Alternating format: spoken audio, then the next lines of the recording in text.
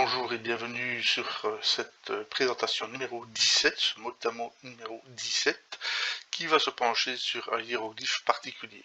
Afin de vous en parler, je vous présente ici une œuvre bien connue conservée au musée du Louvre, à savoir le linteau d'une porte sur lequel Sésostris III est figuré, d'une part d'une manière juvénile, d'autre part d'une manière un peu plus âgée, et on le voit offrir du pain au dieu Montu. Nous sommes à la 12e dynastie. Alors, ce qui est intéressant dans cette œuvre, c'est que on va retrouver un hiéroglyphe qui est ici, ce hiéroglyphe-ci, qui est là, qui dans ce cas-ci arrive après le cartouche du pharaon. On voit que la composition est évidemment symétrique, hein, dans les deux sens, et on retrouve ce hiéroglyphe marqué dans cette locution-ci, avec deux autres signes qui l'accompagnent, mais ce hiéroglyphe apparaît également ici, après des signes qui nous sont bien connus, puisqu'on a ici par exemple la croix ancre, le sceptre, le pilier Djed, et on a d'autres représentations encore ici, où il apparaît de nouveau la croix ancre, et d'autres mots comme ici SNB, SNEB, SNB, que nous allons voir un peu plus en détail. Pour comprendre le sens de ce mot, nous allons prendre des exemples. Nous revenons ici dans le logiciel Gsesh, et nous allons voir par exemple une première application de ce mot, où on retrouve le neb qui est ici, accompagné d'un T car effectivement il peut se mettre au féminin, il s'accorde en genre et en nombre, on verra que c'est un adjectif, donc dans certains cas il peut tout simplement s'accorder, et dans ce cas-ci il va précéder un mot. Il va précéder un mot que l'on connaît bien, une expression, donc le PR, la maison, et le trait géographique qui nous indique que nous avons affaire à une maison. Dans ce cas-ci, lorsqu'il précède le mot, il aura le sens de maître, de maîtresse, de seigneur, de personne ayant le pouvoir. Comme c'est au féminin, nous serons donc sur maîtresse de maison, qui est tout simplement le titre pour désigner l'épouse dans une maison, et ce qui nous indique, soit dit en passant, maîtresse de maison, qui nous indique qui nous donne une petite indication sur le statut de la femme dans l'Égypte ancienne. Alors, quand on parle d'autorité, ce n'est pas un vain mot, puisque ici nous retrouvons donc le symbole de l'autorité, le neb, et qu'il va être accompagné ici ni plus ni moins du double symbole de la terre. Donc ici on est littéralement sur l'expression le maître du double pays, le maître des deux terres.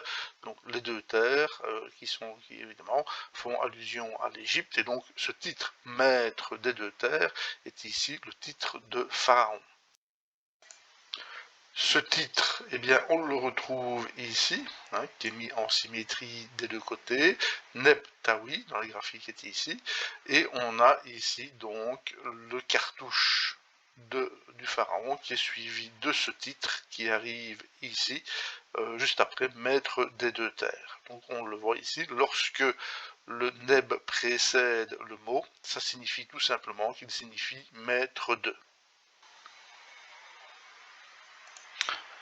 Cette expression de l'autorité s'exprime également dans d'autres termes encore. Ici, neb, nebet, on va le mettre au féminin, donc là nous ne serons plus sur maître, mais sur maîtresse.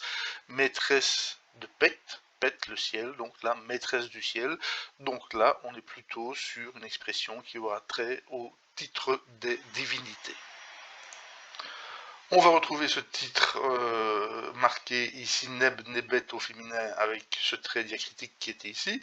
Et bien tout simplement ce mot exprime l'essence même du sens, hein, c'est le cas de le dire, c'est que ce mot va exprimer simplement l'autorité, sous-entendu bien entendu l'autorité du pouvoir royal. Alors, ce mot, on peut le retrouver encore décliné. Par exemple, ici, si on l'accompagne du déterminatif de l'être humain, à ce moment-là, on aura tout simplement le maître, le seigneur. Alors, on peut encore retrouver ce mot dans d'autres expressions, comme le possesseur de vénération, hein, le maître de vénération, qui est donc le titre des défunts. Pour terminer donc cette première partie, on aura donc le hiéroglyphe Neb qui exprime, on vient de l'avoir, dans la maîtrise, hein, le fait de l'autorité, et on va le retrouver parfois dans des mots un peu plus complexes, dont ici quelque chose qui désigne des objets emblématiques de l'égyptologie, à savoir ici on voit qu'on a le mot ankh, la vie, c'est donc le maître de la vie, mais attention ici, le maître de la vie avec un déterminatif de sarcophage, et effectivement ce mot désigne la manière dont les Égyptiens désignaient l'objet, le sarcophage. Pour illustrer le deuxième sens de ces hiéroglyphes, du hiéroglyphe Neb, je vous propose ici la stèle funéraire de l'intendant Iniotef, qui date du règne de Sésostris I, et qui a été découverte à Abydos. Ici, nous voyons que nous avons une stèle funéraire avec les deux personnages, le défunt principal, sa compagne, et nous avons ici d'autres personnes de la famille qui viennent présenter des offrandes. Ce qui nous intéresse ici, c'est les trois lignes supérieures, ces trois lignes qui sont une formule d'offrande, qu'on va démarrer par effectivement les caractéristiques, les signes caractéristiques, offrande royale, etc., etc. Mais ce qui nous intéresse ici, c'est le Neb qui est là-bas. Et là, nous avons un Neb et un autre Neb qui est ici, et qui précèdent des mots qui se terminent par le déterminatif des noms de lieux. Je vous invite à aller voir la vidéo, le mot à mot consacré à ce hiéroglyphe spécifique. Et donc, on aura ici le maître de cet endroit, manifestement un certain Jedou, et ici, maître d'un certain Habdou, ici qui se trouve là. Je vous laisse deviner, mettre en commentaire les deux cités dont il s'agit, que vous aurez certainement reconnu. Entre les deux, on a une expression ici qui est donc le dieu grand. On se doute qu'il y a de fortes chances qu'on parle d'un certain Osiris. Donc Osiris qui était le maître, le saint patron, oserais-je dire, de deux localités qui sont ici. Donc ça c'est la notion que l'on vient de voir de seigneur, de maître, d'autorité. Mais plus loin dans le texte, on va le retrouver encore ici. Ici on a de nouveau le nom de Dieu qui est là.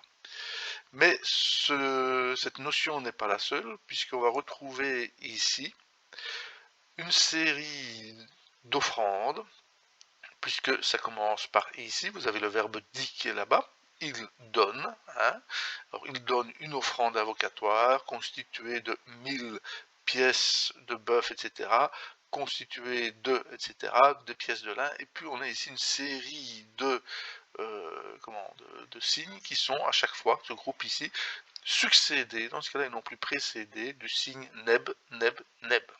Et donc ici, sur ce cas-ci, le signe qui est ici va prendre le sens de distributif, c'est-à-dire de tous, tout un chacun. Donc il donne toutes sortes de choses qui seront des pains, manifestement des boissons, et pour être certain de rien oublier, on va écrire également le heket, ici en forme abrégée, qui est donc le mot chose. Je vais vous le mettre en hiéroglyphe dans un instant. Et donc, pour être sûr et certain qu'on n'oublie rien dans le viatique pour l'éternité, ce sera et toutes choses qui sont à la fois bonnes et wab, bonnes, nefer, wab, qui sont bonnes et pures. De cette manière-là, on est sûr et certain d'être exhaustif et de ne rien oublier.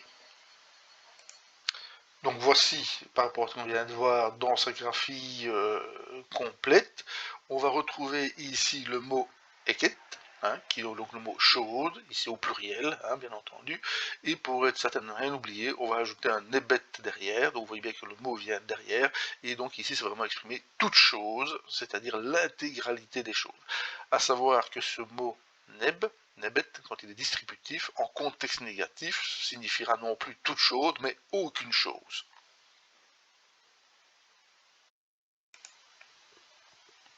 Alors, cette notion de distributif va apparaître dans différentes formes d'expression. Ici, je vous présente une statue stéléphore dont la caractéristique était donc d'être orientée vers le soleil levant. Et on retrouve normalement sur ces différentes stèles, on va retrouver des hymnes d'adoration au soleil et au soleil quand il se lève dans son horizon. Voilà. Et ces stèles, donc, c'est évidemment en contexte funéraire. On en profite pour en faire le tour, car cette œuvre est tout à fait remarquable. hein. Et donc elle tient une stèle qui est éclairée par le soleil, et alors on va retrouver cette notion de tous, de neb, hein, on a ici vers le bas, où on voit que le propriétaire de la stèle demande à ce que les rituels soient faits nt de, ici le disque solaire avec le trait idéographique, on est donc plutôt sur le jour, hein, et de tous les jours. Donc ici on aura l'expression de tous les jours, qu'on retrouve encore ici, de jours tous, hein, littéralement, et donc ici, simplement, on demande, le défunt demande à ce que les rites soient accomplis quotidiennement, c'est-à-dire qu'ils soient accomplis tous les jours, chaque jour. Et donc pour clôturer cette vidéo, nous en revenons à notre linteau, et nous voyons que ici, on va avoir de nouveau les nebs. Alors il faut faire attention, parce que si vous regardez bien ici, là vous avez non pas un neb parce qu'il y a une petite anse, et donc là on est plutôt sur un pronom personnel, puisque l'expression qui sera ici consistera à dire donner à toi, je donne à toi, mais ce qui nous intéresse surtout ici, c'est que nous avons toutes, hein, ici le distributif qui se place après le ankh et le sceptre, et donc qui détermine la puissance, et que ici ce sera l'expression, c'est je donne à toi toute vie et tout pouvoir et toute stabilité Jed. Hein.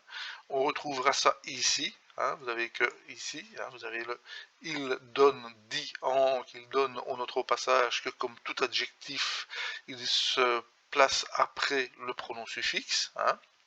Donc il donne de la vie, et il donne toute vie, mais il donne aussi toute vie, toute stabilité, toute puissance et toute santé, SNEB ici.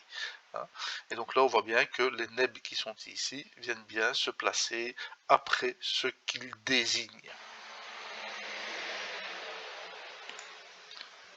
Voilà, alors après, pour terminer, clôturer cette vidéo, eh bien, nous pouvons nous rendre par exemple ici au musée de Leiden, et vous verrez qu'effectivement ce neb apparaît est très fréquent. Ici, à mon sens, l'on devrait avoir pour le maître des deux terres, donc dans ce cas-ci ça précède.